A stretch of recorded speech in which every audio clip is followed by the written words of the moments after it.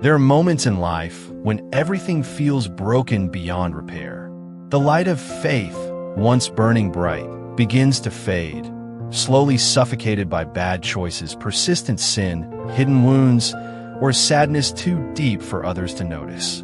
These are dark times, when the soul grows silent and the weight of inner emptiness begins to crush even the smallest spark of hope. And it is precisely in these moments that hell whispers its most cruel lie. End it all. This video shares the powerful real-life stories of two men, separated by country and time, but united by a single torment, the belief that there was no way out. These were men who had once walked in faith, who knew the church, who belonged to Marian congregations, and served with devotion. Yet, as time passed, they drifted away from God and fell into despair, swallowed by sin and isolation. Eventually, they came to believe that ending their own lives was the only escape. Sadly, this story is not rare. Many who once prayed fervently, who were part of the church, who served in ministry or pastoral life, have since turned away. Some fell into serious sin. Others carried wounds they could never voice. And many, overwhelmed by guilt, shame, and silence, now live on the edge, believing they are beyond redemption. In their darkest hour, despair seduces them with the illusion of being the only way out. But the stories you're about to witness reveal a beautiful and eternal truth. The Blessed Virgin Mary never abandons her children. Even when we stop speaking, she listens. Even when we run from the light, she seeks us out. With the gentleness of a mother and the strength of heaven, she steps in at the last moment, often just before the fall, and saves the soul that is about to be lost. In this video, you'll see how a young Portuguese man, hopeless and ready to throw himself into a river, is rescued by a single plea to the Virgin Mary. In another case, a man in Germany, burdened by guilt and too ashamed to confess, receives a supernatural calling that completely transforms his fate. These are not just emotional stories. They are powerful reminders that no matter how far you've fallen, you are never truly lost. They proclaim hope to every heart that feels stained, unworthy, forgotten, or trapped. Because there's a mother who sees you, a mother who prays for you, and when she speaks, hell itself is silenced. If you know someone who's thought about giving up, or if you have ever stood on that edge, this video is for you. Because when faith feels gone, Mary is the one who reignites the flame. The first story takes us to Bragança, a town in northern Portugal. According to the historical records of the Jesuits, there once lived a young man there who, in his early years, had been part of a Marian congregation. This wasn't just a nominal Catholic. He had been raised in the life of devotion, prayer, and service to the church. He knew what it meant to belong to Mary, and his path seemed destined for holiness. But as happens far too often, his faith began to fade. Little by little, he distanced himself from the congregation, abandoned his spiritual practices, and started making choices that pulled him farther and farther from God. And when the soul stops feeding on grace, when it turns away from the sacraments, from prayer, it begins to wither. And if it doesn't return, it eventually falls. That's exactly what happened to this young man. He fell hard, far from his mother, far from the church, far from divine grace. He spiraled into a life of sin and darkness. We don't know the specifics of his actions, but the records are clear. He reached a point where he no longer wanted to live. The weight of his guilt, the emptiness in his heart, the complete loss of meaning. Everything crashed down on him until he decided to end it all. He walked toward a river, fully intending to throw himself in. This wasn't a passing thought, it was a decision. That's what makes this moment in the story so serious. He had planned everything. He was on his way to carry it out. Life, to him, had lost all meaning. He had thrown away everything he once held dear. Faith, hope, even trust in God's mercy. And the enemy, as always, fed the darkness with lies and inner accusations. But then something unexpected happened. Just before going through with his plan, a final spark of faith ignited in his heart. A reflex of the soul, a cry from the depths. He remembered Our Lady. And in one desperate moment, with all the sincerity he had left, he prayed. "Once I belonged to Mary and lived a devout life. Oh, Mary, help me now." That one simple, broken, honest prayer changed everything. Heaven does not ignore the cry of the desperate. And as soon as his wounded heart turned toward the Mother of God, she answered. How many today are living just like that young man, far from the church, buried in guilt and regret, convinced there's no way back? This story began with a fall, but it didn't end in despair. Because Mary was there, waiting, just waiting for him to call. At the darkest point in that young man's life, when he had fully resolved to end his suffering by throwing himself into the river, something stirred deep within. A sudden flash of spiritual memory broke through the despair. He remembered that he once belonged to Mary, that he had lived a devout life. And with one last ounce of hope, he cried out to the Mother of God with a simple, desperate prayer. "Oh, Mary, help me now as you helped me then." What happened next was nothing short of extraordinary. Just as he stood on the edge of death, he had a vision. Our Lady appeared to him. She didn't merely look at him, she spoke. And her words went straight to his soul. "What are you doing? Do you want to lose both your soul and your body? Go, confess your sins, and return to the Marian congregation." Those words were like a bolt of divine light piercing through the darkness. The young man, ready to give up on everything, was overwhelmed by grace. The presence of Mary, her voice, her love, her gentle authority, brought him back to his senses. In that moment, he realized he was not alone. There was still time. God's mercy was still waiting for him. And Mary, his mother, had never abandoned him, not even after all his sins. This direct intervention from the Blessed Mother reveals just how deep her maternal love runs. She never gives up on her children, even when they've given up on themselves. And what's even more moving, she doesn't scold, she calls. She doesn't accuse, she guides. Her invitation to conversion comes not with wrath, but with compassion. The young man listened. He woke up to reality, and he obeyed. He thanked God for such an immense grace and chose a new path. Not only did he turn away from death, he turned back to life.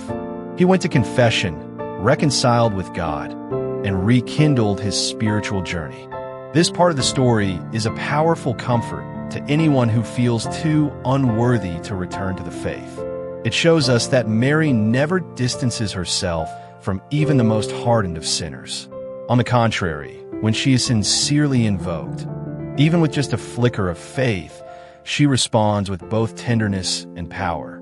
Just as in the gospel, when Jesus reached out to save Peter from drowning, here we see the mother extending her hand before her son could sink into the depths.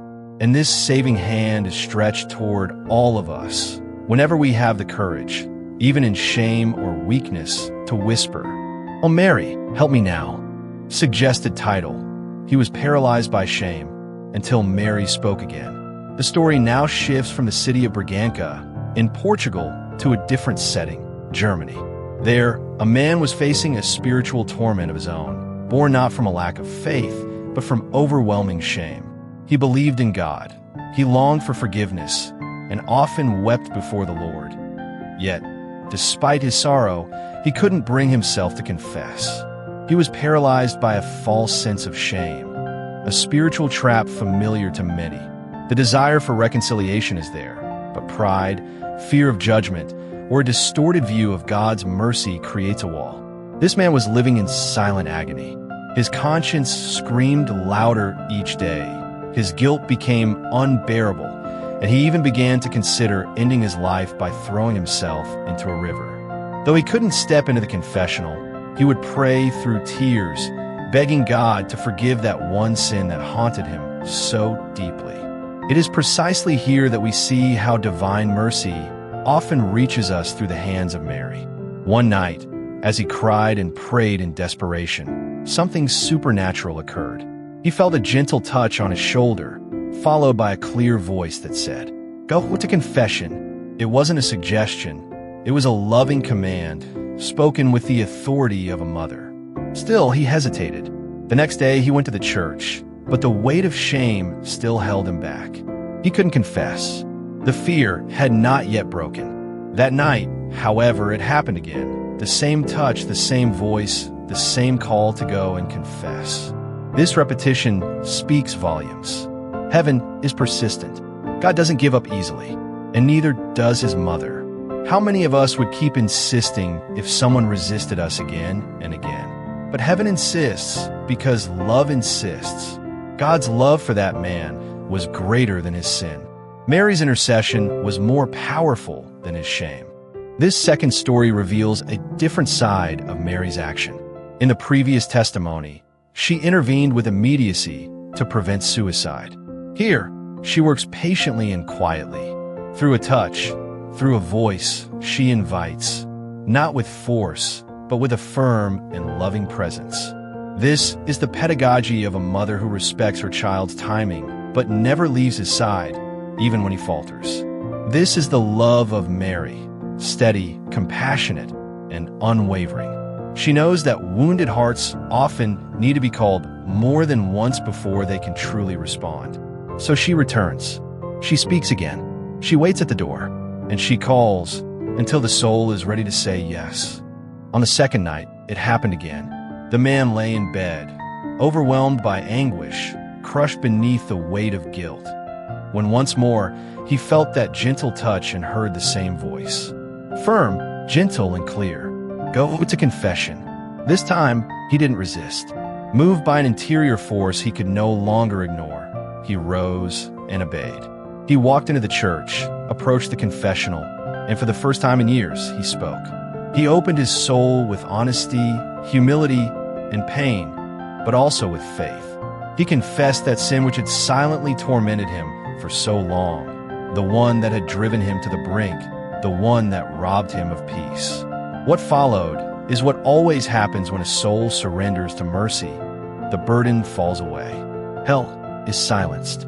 Heaven rejoices. He wept, but now with tears of release, healing, and hope. That confession wasn't just an act. It was a resurrection. He had returned to life. Afterward, the man told the priest something profoundly revealing. If it hadn't been for Our Lady, I would have thrown myself into the river. That one sentence says everything. It wasn't his strength. It wasn't willpower. It wasn't logic. It was Mary. It was the mother. She came, not because he called her, but because she couldn't bear to see her child lost without a fight.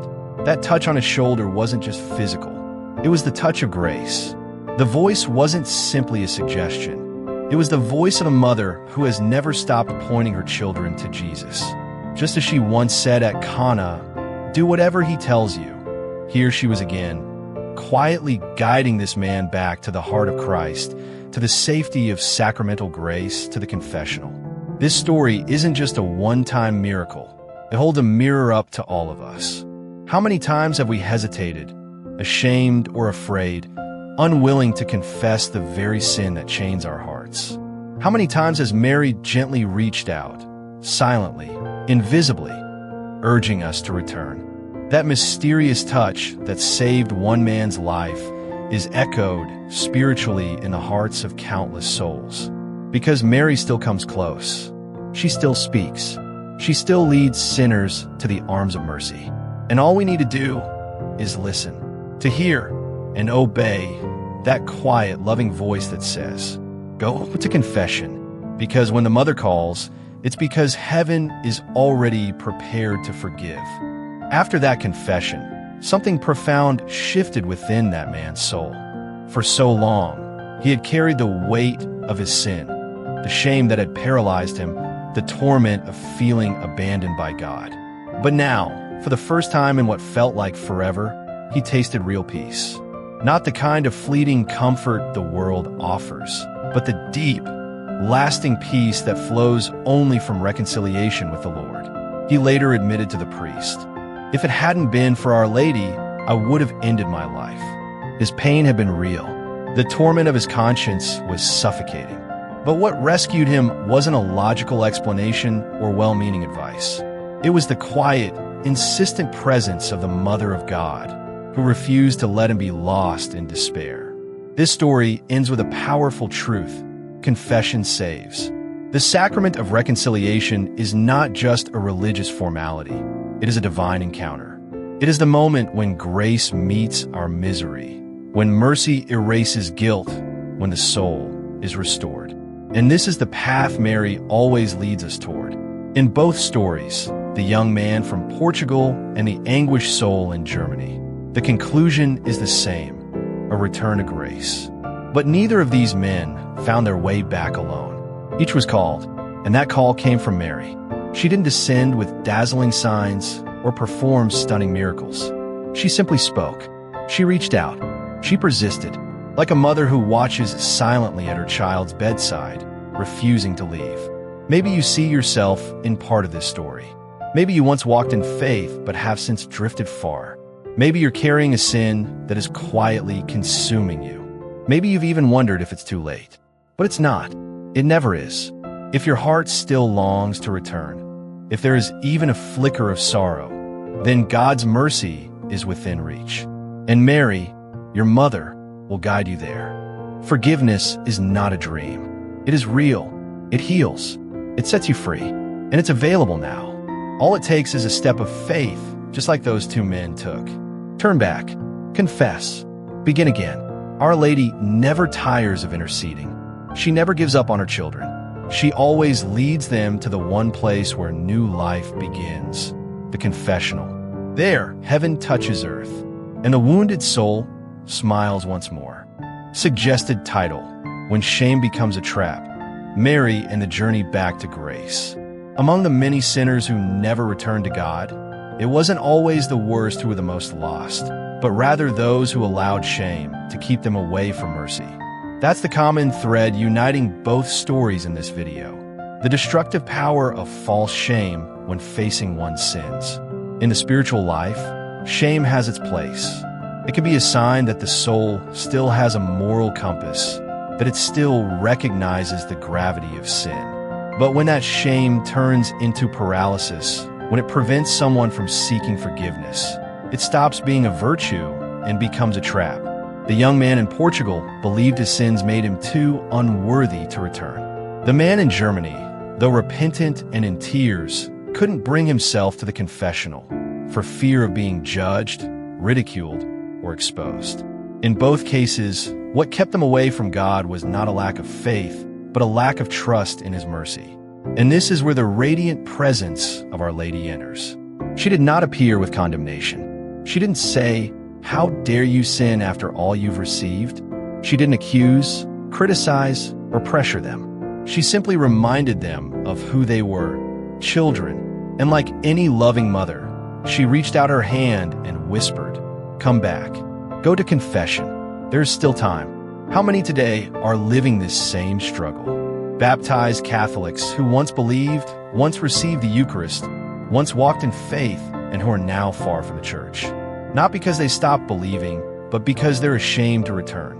They fear the priest will judge them. They worry others will notice. They imagine that God is only waiting to punish them, so they remain frozen in place.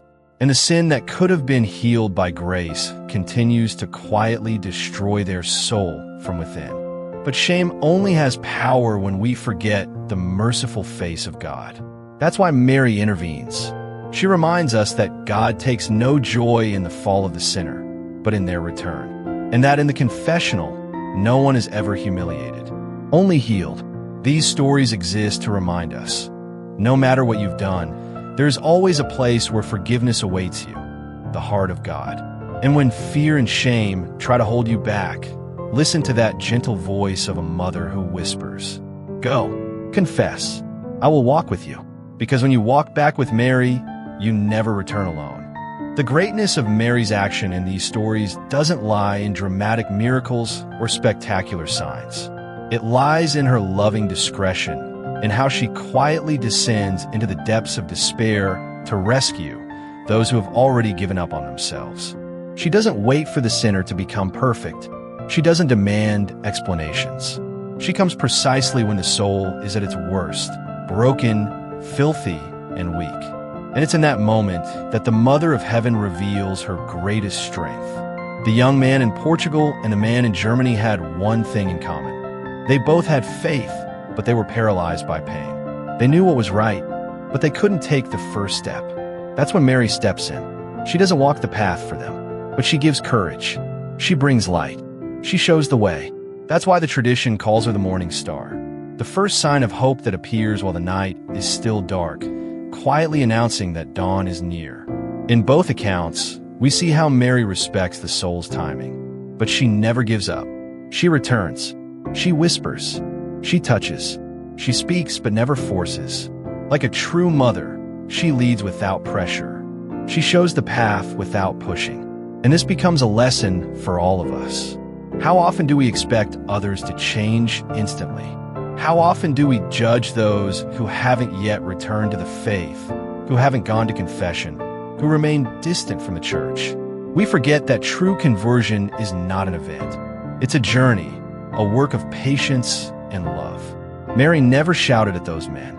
She spoke truth with firmness and sweetness. And that's what made the difference. It was her maternal care that shattered pride, melted shame, and awakened repentance. She didn't accuse. She interceded. And that's why both men, the one on the edge of suicide and the one bound by guilt, were saved. The message is crystal clear. It doesn't matter how far you've fallen. Mary will come find you. And when she touches your shoulder and says, "Come back," she's not merely giving an order. She's saying, "I love you. I've been waiting. I want you home." And this isn't just for great sinners. It's for all of us who have ever hesitated, grown cold, or delayed our return. Mary doesn't walk away. She draws near, because the Mother of Heaven is not afraid of the dark. She walks straight into it, just to find her lost children. And once she finds them, she leads them straight into the Father's arms. One of the most sublime truths revealed in these stories is how Mary intercedes in silence, with unwavering strength, and with a love that never gives up. She doesn't appear in thunder or perform grand miracles to prove her love. Her presence is gentle but irresistible. She doesn't invade, she waits. She doesn't force, but she touches even the hardest hearts with tender persistence. The voice the man in Germany heard, "Go to confession," could easily have been ignored. The light touch on his shoulder could have gone unnoticed. But Mary's constancy broke through the strongest walls: fear, shame, and pride. With gentleness and perseverance, she repeated the invitation that flows from her motherly heart: "Come back." And this is exactly what Mary continues to do every day for thousands of souls. She intercedes for those who no longer pray. She pleads for those who have walked away. She calls to those who no longer listen. And most of all, she never gives up on the ones everyone else has given up on. That's how the Mother of Heaven works. While the world points fingers, she points the way. Her intercession is silent because it's made of tears, of pleadings, of compassionate gazes lifted toward the throne of mercy. Mary places herself between God and the sinner, not to excuse the sin, but to beg for time, for grace, for one more chance at conversion. She asks the Father to wait a little longer, and he always does. How many souls have been saved because, even while distant from the faith, they once showed a gesture of love toward Mary? A poorly prayed rosary, a candle lit with simple faith, a kiss placed on her image during childhood. All of these are remembered by the heart of the Mother. And at the right moment, she presents these small acts before God as seeds of repentance. That's why we should never underestimate the value of teaching someone to love Mary. Whoever learns to call her mother will always have a path back home, even if they stray. And she will be there, waiting, interceding, calling, just as she did for the young man in Portugal, just as she did for the man in Germany, just as she does for each of us. Mary's intercession never fails. It may seem slow, but it's never in vain. When she acts, hell retreats, sin weakens, and grace advances. And in God's perfect timing, the soul rises. It all begins with a whisper and ends in salvation. Because where the Mother intercedes, the Son always responds. We come to the end of this story with a truth that shines like a light in the darkness. When Mary speaks, the soul awakens. It may have been fallen for years, buried in sin, crippled by guilt, or frozen by shame. But when the voice of the Mother echoes, even if just a whisper, something stirs. And that stirring often becomes the beginning of a salvation that once seemed impossible. The young man in Portugal was moments away from jumping into the river. The man in Germany was on the edge of despair. But both experienced a decisive moment. They heard, deep within their hearts, the voice of a mother. One remembered his Marian past and cried out for help. The other felt the gentle touch and heard the firm but loving command, "Go to confession." Neither of them could have saved themselves.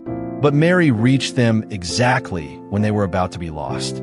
This is the mission of our blessed mother, to rescue her children, especially the most desperate, the weakest, the most wounded, when no one else believes in them, not even the sinner himself. Mary believes. Mary waits. Mary calls. And she doesn't call only the holy and the strong. She calls the fallen. She calls the distant. She calls the forgotten. Because she is a mother, and a true mother never gives up on her children. These are not just pious legends. They are real testimonies, recorded by trustworthy sources and passed down by those who witnessed or heard them firsthand. They are proof of the invisible reality of Mary's intercession. And more than stories of the past, they are still happening today. How many have returned to the faith after years away, simply because, in a moment of pain, they remembered the Virgin? How many have found hope again because they heard an inner voice, felt a gentle nudge, or sensed a whisper saying, "Come back"? That's why this video is more than a story. It's a personal invitation. If you've been away from the sacraments, if you carry sins you haven't confessed in years, if shame or fear is holding you back, listen to what Mary is saying to you now. Go, confess. I am with you. She doesn't point out your sins to humiliate you. She points you toward grace, to lift you up. Mary never arrives to judge. She comes to save. And when she intervenes, it's because heaven is already open and waiting for your soul. When a mother speaks, help trembles. When a mother touches, the soul awakens. When a mother calls, the Son responds. And when the sinner says yes, the miracle happens. Because with Mary, no one is ever truly lost. With Mary, it's always possible to come home.